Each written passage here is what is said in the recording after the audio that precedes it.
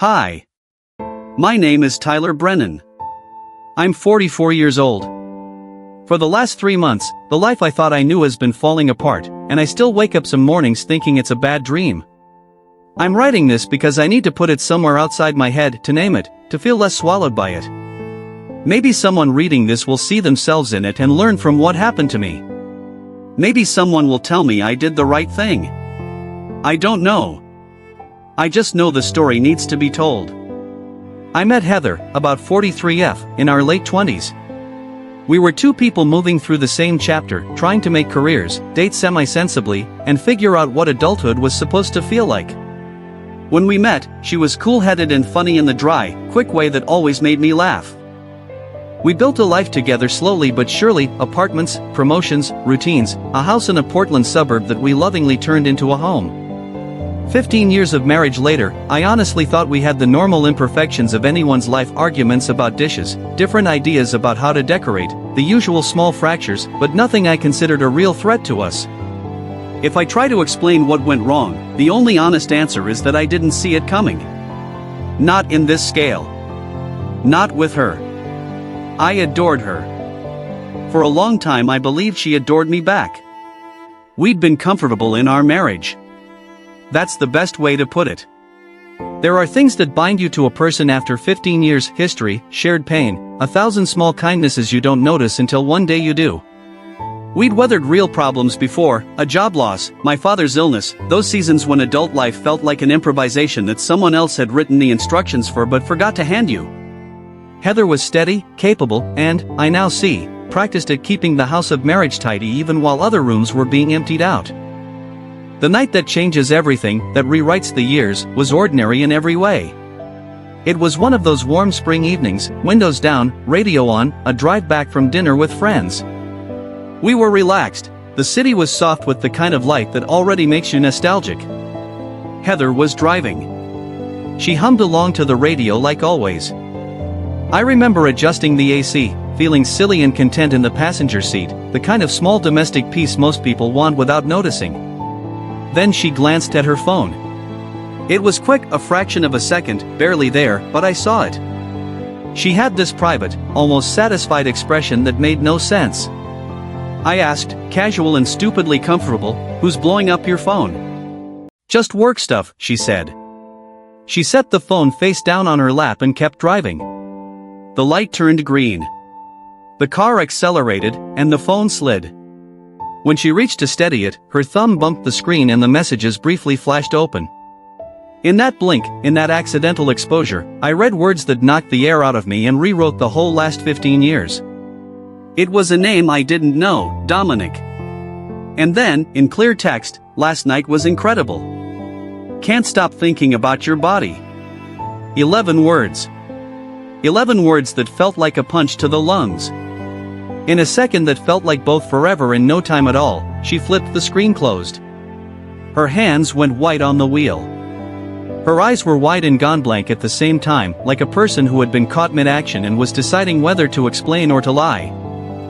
I said, "Who's Dominic?" My voice was curiously calm. I think my body was trying to catch up with what my head was feeling. She did that thing people do when they want to deflect but not look afraid: irritation. "Just a colleague," she said, forced casual. "He's a bit of an office flirt." Harmless. Harmless tasted like metal in my mouth. Does your harmless colleague usually talk about your body like that? I asked. She laughed, but it was the wrong sound: sharp, defensive. "Oh my God, Tyler. It's nothing. You're being ridiculous." And yet, her knuckles were white on the steering wheel. She wouldn't meet my eyes. You can feel when something fractures. Not right away, not with a fireworks flash. More like a pressure in your chest, a slow sinking. That moment in the car was the first time I realized how fragile the trust between us had become without my knowing. The rest of the drive home felt like being underwater, every sound muted, every color blurred, while my mind moved in a weirdly slow search pattern that could only find the phone screen and its 11 words. When we pulled into our driveway, she tried to be normal. She even asked, with a practiced smile, if I wanted a nightcap, as if the last 15 minutes hadn't opened a new, terrible door in our house. I didn't answer. I picked up her phone where it lay between us, unlocked. In doing so, I crossed a line I'd never thought I'd cross. I always told myself I'd never do that, not because of some sanctimony, but because what's left when you start rooting through someone else's private life is rarely good. But curiosity is a small animal that doesn't wait politely for permission. And after seeing those 11 words, asking for the phone felt sensible. Necessary. The messages were there, and they weren't just one or two innocuous jokes. There were dozens. Not just from today, weeks and months, the type of stream that becomes a life kept in the dark. The phrases blurred at first as if my brain wouldn't accept what I was seeing. Can't wait to see you tomorrow. That red thing was perfect last time. Need at least 2 hours with you. Still tasting you. Each one more explicit, each one another hammer blow. She lunged for the phone. Her face wasn't shock so much as controlled fury. "Give me my phone," she said, voice low, frighteningly composed. The way she said it made me feel like there was a person behind that voice that I didn't know at all. "How long?" I asked. "How long has this been going on?" She accused me of invading her privacy, told me I was being ridiculous, laughed, and finally, in a voice that was almost bemused, said, "Fine." It happened once. A mistake. I was going to end it. But the messages weren't a single clumsy mistake. Weeks of careful coordination were right there if you looked. Same hotel as last time. Tuesday was perfect. Can we push to 3? Little logistical notes that showed planning and a pattern. She snatched the phone back and did something else I didn't expect. She walked inside, heels clicking on the porch, as if that small, measured soundtrack was meant to show no one could touch her composure. "When you're ready to talk like an adult instead of having a tantrum in the driveway," she said, and closed the door. I stood there in the twilight, a man in a house that suddenly felt like a stage set. Family photos. Lamps. The careful clutter of two people who had built life together. And yet inside those frames were years the way a museum displays relics. They felt like artifacts of something that had been performative rather than real. I didn't follow her in. I couldn't. Instead, I drove without a destination until I found a bar that would hide the shape of my face. The bartender poured bourbon without judgment. I sat and watched the amber swallow my reflection, trying to come to terms with the fact of what I had seen. And that's when a woman slid onto the stool next to me and said, either someone died or someone lied. She introduced herself as Rebecca Mitchell, 50-something maybe, exacting, sharp as the bob of auburn hair she wore. She owned the kind of professional calm I'd already learned to respect. She practiced family law, she said, and had been doing it for 20 years. Without meaning to, I told her the bare bones, the message, the drive, the phone, the laughter, the flip. She listened like a person hearing something she'd heard many times before. She asked me one question that landed harder than anything else. What are you going to do now? What indeed? Go home and pretend it didn't happen? Demand the soft confession I might have accepted? Sit on the evidence? Or try to learn everything? At that moment I knew I couldn't go back to being the person who blindly trusted. Not without knowing the full shape of the truth. Rebecca didn't push me to be brave or noble. She was practical. If you have senses and you want clarity, get proof, she said. You need to know what you're dealing with. I drove to Mike's that night and crashed on his couch like a man who'd been emptied. I told him everything. He listened, swore, and finally said, almost idly, "You remember Jay Cullen from college? That guy works in digital security now. Big favors owed. He'll help if you ask." It was an ugly business, but I needed facts I couldn't ignore. I slept little that night. Mornings came and went in a fog. The next day I met Jay. Jake is how we called him then, and he was the same focused, slightly intense man, only now he had tools. He explained things carefully. He could find things, extract data, look for patterns in messages, calendar invites, hotel bookings. It wasn't glamorous. It was clinical and slow. He warned me, some things you see you can't unsee. I nodded. I was already at that point. I wanted the evidence because I knew evidence would close off the easy manipulations, the laughing off, You're insecure gaslighting, and I wanted to know exactly what I was facing. Jake also warned me not to let Heather know I suspected a thing. If she suspected a digital sweep, she'd scrub logs, delete messages, and I'd be back at square one. So we played it like I needed space, like I was processing. She sent me messages that alternated between nostalgia and accusation, the professional manipulator's playbook, guilt, then affection, then scorn if it didn't get the result she wanted. 3 days later Jake called me to his workspace, a converted garage with screens and servers and blinking lights. He didn't beat around it. "You better sit down," he said. I did. On his monitors was a spreadsheet of the kind you don't expect to see about your own life: names, dates, times, message excerpts. Dominic. Scott. Jason. Not one man, but 3. Overlapping timelines with calendar entries that looked suspiciously like hotel nights and lunch breaks that stretched suspiciously long. Jake's analysis put it plainly: this had been going on for over a year. 14 months of coordinated lies disguised as normal life. That was the moment something cold and precise settled in my chest. This wasn't a single mistake. This was a system. It was methodical. It was cruel. And it had been going on while I believed we were living our life together. I won't pretend it didn't feel satisfying in a very small way to know I wasn't imagining things. The evidence was there. But satisfaction didn't look like joy. It looked like a sober clarity, like steel forming around a wound.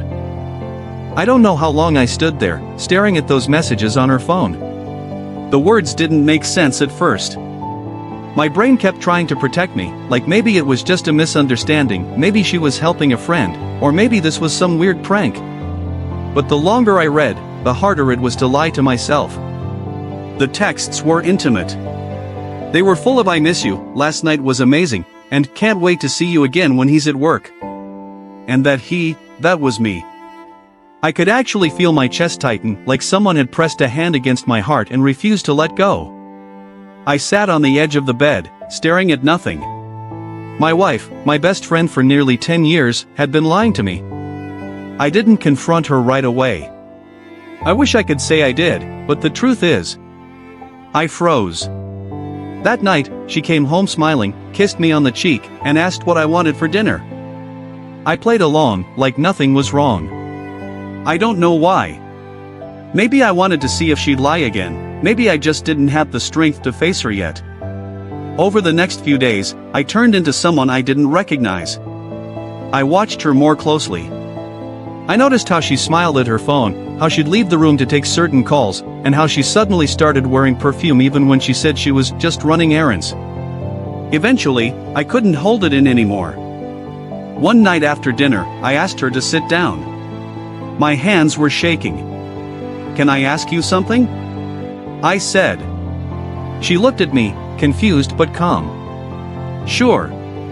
What's up? Are you seeing someone else?" The way her expression changed still haunts me. It was like her soul left her body for a second. Her eyes widened, then she looked down. She didn't even try to deny it. That silence told me everything. I asked again, quieter this time. "Who is he?" She hesitated. "It's no one serious," she finally said. "It just happened. I didn't mean for it to." I laughed, not because it was funny, but because I couldn't believe what I was hearing. "Not serious? You've been lying to me for months." She started crying, saying it was a mistake, that she still loved me, and that she just felt lonely. Lonely. That word hit me hard. I had worked long hours, yes, but it was for us. For our home, our future. I thought she understood that. I remember saying, "You could have talked to me. You could have said something. Instead, you went behind my back and destroyed everything we built." She cried more, begged me not to leave. She said she'd end it with him immediately, that she'd do anything to fix things. But something inside me had already broken. Once trust is gone, no amount of apologies can rebuild it overnight. That night, I slept on the couch. I couldn't even look at her. The next morning, she went to work like nothing happened, and I just sat there, surrounded by silence. I did what most people do, I turned to Reddit. I made an anonymous post on r/true off my chest, writing everything that had happened. I didn't expect much, maybe just a few sympathetic replies. But the post blew up overnight. Thousands of people read it. The top comment said, "OP, don't let guilt trap you into staying. She made a choice, and you deserve peace. Cheating is not a mistake, it's a decision." Another person wrote, "I tried to fix things when my ex cheated. Trust me, it never feels the same again.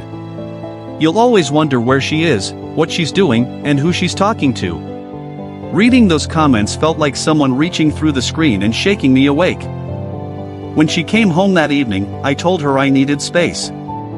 I packed a small bag and went to stay with my brother. She texted me constantly, saying she was sorry, asking if we could go to counseling. I didn't reply for a few days. Then came the twist. One of my friends from work, let's call him Jake, called me out of nowhere. He said, "Hey man, I didn't know how to tell you this before, but I think the guy your wife's been seeing might be someone you know." My stomach dropped. He sent me a picture he'd taken months ago at a bar, my wife, sitting with another man. And that man was my colleague. Someone I worked with every single day. Someone who'd been at my house, sharing drinks with me, laughing with me. That was the breaking point. I confronted my wife again, showed her the picture. She cried, admitted it was him, and said it just happened after one night of drinks when I was out of town. But I later found out it wasn't one night, it had been going on for nearly half a year. I quit my job the next day. Not because I had to, but because I couldn't stand being in the same building as him. The next few weeks were a blur. I filed for separation, moved into a small apartment, and started therapy. She tried calling a few times, even sent a long letter apologizing, saying she'd made the biggest mistake of her life. But it was too late. Still, I'd be lying if I said I didn't miss her sometimes. Love doesn't vanish overnight. I missed the good moments, the laughs, the late-night talks. But then I'd remember the lies, the betrayal, and the look on her face when she got caught. I didn't post another update for weeks, but when I finally did, I told Reddit that I was slowly healing, going to therapy, spending time with family, and learning to enjoy life again. One of the top comments said, "You'll never be the same person after being betrayed, but you'll come out stronger. She didn't break you, she freed you." And you know what? They were right. The first few months after moving out were surreal. I kept busy therapy, work, and long walks through the city streets. Portland had always been home, but now it felt foreign. Every street corner reminded me of something we had done together. The little coffee shop on 12th, where we'd had our first date. The park bench by the river where she used to laugh at my terrible jokes. It all felt like someone else's life, a life I used to live but could never touch again. I threw myself into therapy. Dr. Latham, my therapist, became a kind of lifeline. She didn't offer the empty platitudes people online love to give, she just listened. She helped me dissect my feelings of betrayal, shame, and anger. And slowly, I began to understand something crucial: the fault was never mine. Heather had made her choices. I had simply been a victim of deception. Meanwhile, Reddit remained my outlet. I posted updates, small ones at first, about how I was coping, about nights I spent drinking too much bourbon, about the moments when the memories of her felt like acid in my chest. And each time, people responded with empathy and validation. Some shared similar experiences, some offered advice. One comment stuck with me more than any other. "Opie, betrayal doesn't define your future. It defines the moment she chose her own pleasure over your trust. Don't let her choices shape your life, shape it yourself." I clung to that. Then came the unexpected part, the other men.